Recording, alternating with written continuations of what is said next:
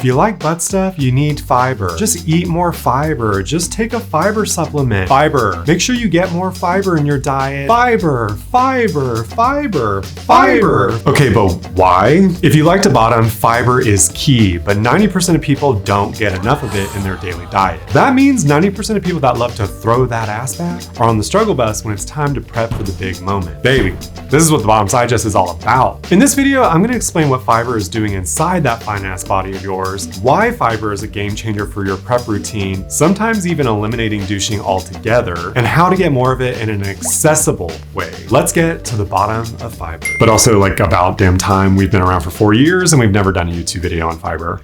Okay, so this is the part that used to drive me nuts because I'd be screaming from the rooftops, how? And the world kept responding, get your fiber in to make sure prep time is easy and blah, blah, blah. How? So here's the how. Special shout out to Dr. Cran, whose fiber content has been researched and repurposed for the benefit of anal sex. Our ass. Thank you, Dr. Corinne. Fiber plays a key role in your overall health, and there are 3 types: soluble, insoluble, and resistant starch. Starting off with the gold standard for bottoming prep routine, soluble fiber. Soluble fiber absorbs water and creates a biological gel inside ya. It bulks up your poop and, in Dr. Corinne's words, makes them juicy and soft. Hey, it's the doc's words, not mine. This means your poops are easier to pass when nature calls. When soluble fiber reaches the large intestine, an invaluable trade-off occurs. The soluble fiber feeds the bacteria, setting up shop in the large intestine, and in turn, the bacteria produce anti-inflammatory metabolites. What the f does that mean? It means soluble fiber can be a great choice for people with IBS, reducing inflammation and improving both diarrhea and constipation symptoms. Hell yeah. Insoluble fiber acts like a rake to sweep through your digestive tract. Dr. Cran refers to it as a mild form of human drain cleaner to keep you regular. Insoluble fiber does not dissolve in water or break down during digestion. Instead, it retains its structure as it moves through the gastrointestinal tract. This bulk acts much like a rake, physically pushing and sweeping undigested food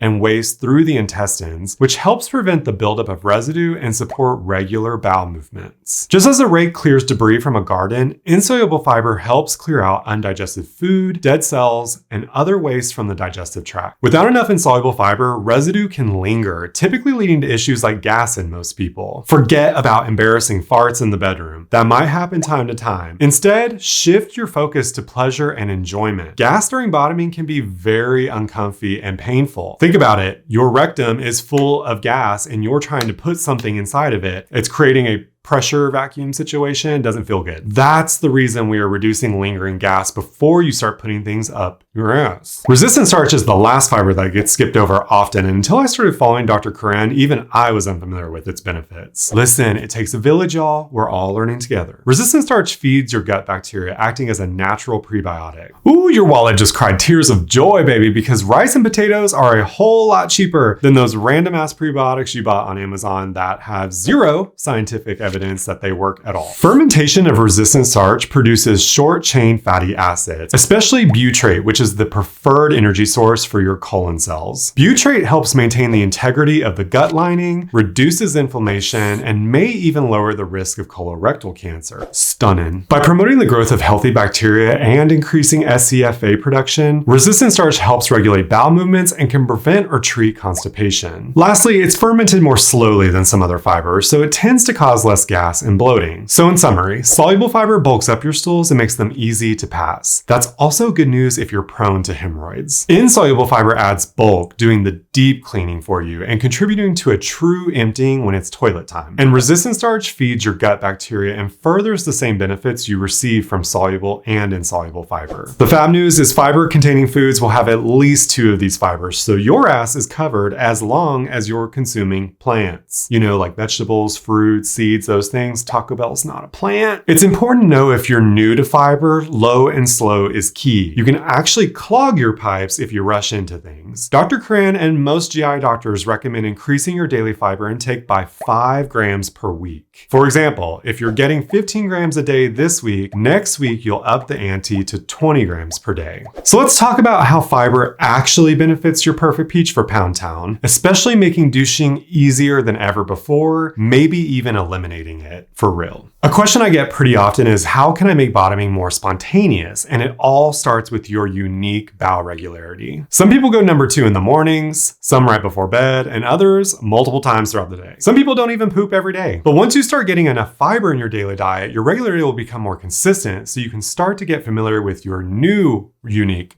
potty clock. Your typical pooping time is important to know because, contrary to popular belief, poop is not held in the rectum. This is a topic I'm very passionate about. I cover it in so many videos, but it constantly needs to be resurfaced. Poop is stored in the sigmoid colon, and when it enters the rectum, that's the sensation you feel to go to the bathroom. Assuming you're getting enough fiber, your poop should be bulky and easy to pass. Those fibers are working together for you to have a complete emptying of the rectum with little to no residue left behind. Your rectum is officially empty and ready for whatever else you want to put up there. Maybe you need a little reassurance before getting into things. I get it. If your fiber game is strong and consistent, the keyword consistent, I recommend moving over to the dipstick method before dipping into douching. Because today's video is all about fiber, you can check out the dipstick method here. But basically, if you insert a toy into your rectum and the toy comes out clean, you're good to go. For real, I do this all the time. Why douche if you don't have to douche? Overdouching is already a chronic problem I've covered on my channel many times. It can lead to long-term health problems. So if we can cut out one douching session just because we put a toy in and it came out clean, that's definitely worth it. But Alex, I take huge dicks. The great news is that penises and toys are not drain snakes. They don't magically snake into the sigmoid colon. And if they do, it's probably because your partner's penis just broke off. Oof. Over time, the curve known as the rectosigmoid junction can slightly straighten out, but never enough to make poop a concern because you're very regular since you now take fiber seriously. If the toy comes out a tiny bit dirty during the dipstick method, now we can think about a light douching session. Our fiber game is strong, so this should be mighty quick. When it comes to douching, less is best because we want to keep the water out of the sigmoid colon. Say it together, class, because poop is stored in the sigmoid colon, not the rectum. I will repeat this. I'm going to have this etched into my gravestone. Except I'm going to be cremated, so it's going to be etched onto my urn. Even if we're regular and on top of our fiber game, trapping water in the sigmoid colon is going to make a surprise visit all over your goddamn sheets in the bedroom. Or even worse, you're flushing out your sigmoid colon, disturbing areas of your body that no was going to get into. So now you're fucking with your body's natural bowel regularity, which is only going to create this domino effect and toxic cycle of spontaneity being hard to achieve, not ever knowing when you need to go to the bathroom. I'm telling you, overdouching has consequences, quite literally. Since fiber acts like a rake, as mentioned before, and bulks everything up, douching becomes a breeze like never before. Think of it like this. If you have a water hose and you're spraying a sidewalk covered in clumped mud, the mud is going to come off in chunks pretty easily. But if you spray a sidewalk covered in loose, wet mud, it's going to take quite a bit longer with lots of backsplash, mud moving over here and there. You keep spraying it, but it's coming back. It's just not doing the job. I'm sorry that was graphic, but that's legit how douching works. Fiber, important. Once you feel like douching went great, never spending more than 20 minutes doing so, reinsert that toy, and I promise you, bitch, you're gonna be grieving all the previous times you had a meltdown in the bathroom from overdouching your guts out. At least you know now. It's never too late to learn. Keep in mind your unique bowel regularity, but this opens up a whole new world of possibilities when it comes to spontaneity. Maybe you're someone that only poops once a day. You've already gone earlier, you douched for your own sanity. Guess what? You're good to go for the day. If you're someone that poops twice a day, you're good to go between those pooping sessions. It's your responsibility to understand your own unique body. And it's also your responsibility to know that if you're with your bowel regularity. So if you know you go once a day, but you're eating Taco Bell and you haven't had Taco Bell in 5 years, that's your responsibility to know that, okay? I can only lead you hoes to water. It's absolutely key for you to start getting consistent with your fiber intake before measuring your regularity. Fiber is not a magic supplement you can pop the morning before you take a big 9-inch. It doesn't work like that. No matter what a gummy or pill tells you, that's not how it works. You need to stay consistent with your fiber intake for long-term dividends that are going to help you spend less time in the bathroom and a whole lot more time in the bedroom. So how do we get more fiber in our diet then? It's shocking how many supplements are on the market now targeting people that bottom, using fear-mongering and bold statements that are absolutely not backed by scientific evidence. What might be even more shocking is the price tag tagged on these products, making it feel like bottoming is only accessible to those with financial means. That's not how the Bottom Digest rolls, so we're going to break down some of the most accessible ways to get more fiber in your diet, starting with the most important: food. According to the Mayo Clinic, AMAB and AFAT people should be consuming this much fiber per day. The best tip when it comes to getting more fiber in your daily diet is to evaluate the foods and dishes you already love. If you love instant noodles, try adding some chopped veggies and sesame seeds and other plants to them. A bowl of Greek yogurt has 0 grams of fiber. Adding a cup of frozen berries gives it a huge fiber boost. Add a tablespoon of chia seeds and now we're really talking. Even when I order pizza, I'll make a side salad loaded with tomatoes, cucumbers, seeds, all the works, because every little fiber boost matters. After you become addicted to making all your meals high fiber ones, then you can shift your focus to plant diversity. The more plant diversity you have in your diet, the happier gut bacteria will be. The happier your gut, as you've now learned, the happier your butt. Scientists like Tim Spector recommend getting a diverse range of 30 plants a week, and that might sound like a lot, but remember, grains, seeds, spices, veggies, fruits, those are all plants. I can talk about food all day, but we went ahead and made a cheat sheet linked in the description below that can help y'all discover some high fiber foods to start incorporating into your diet the next time you hit up the grocery store. So what about supplements? Supplements are meant to do just that. Supplement the gap in your diet. You shouldn't rely on fiber supplements to do all the work for you, because if you do, you'll be quite disappointed with the results. The good news is there's one supplement that's backed by countless scientific evidence. GI doctors swear by it for overall health, and it's significantly cheaper than any of those supplements designed to reinforce stigma and shame.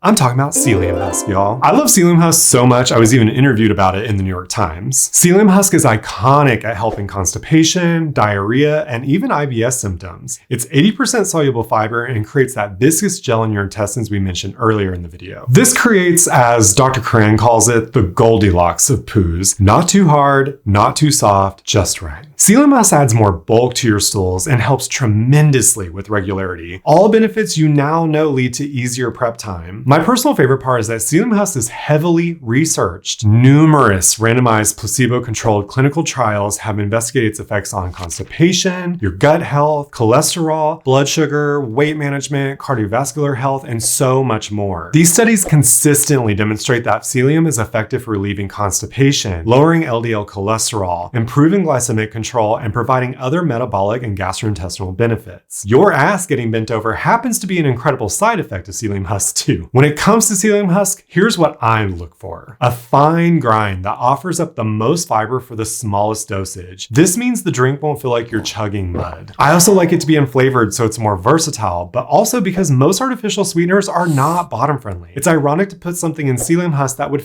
with your gut health. The Bottom Digest has a psyllium husk powder that has accessibility baked into its core. But even if you don't snag ours, all I ask is you ignore these stigma-riddled brands and stick to the stuff backed by science, okay? And prioritize food. Food should be your #1 source of fiber at the end of the day. Now that you have a better understanding of how and why fiber can transform bottoming for you, you're ready to be a part of the 10% that does get enough fiber in their daily life. Less time in the bathroom, more time in the bedroom, baby. Out of everything we covered, there are 2 points I want you to really bake into your brain. 1, stay consistent with your fiber intake and stay very hydrated. Fiber only pays big dividends when you're consistent in drinking plenty of water throughout the day. 2, ignore fiber brands that rely on stigma and fear-mongering to push magic supplement claims. Our community has dealt with plenty of stigma. In this case, the call is coming from inside the house. Let that shit go to voicemail and block the number afterwards.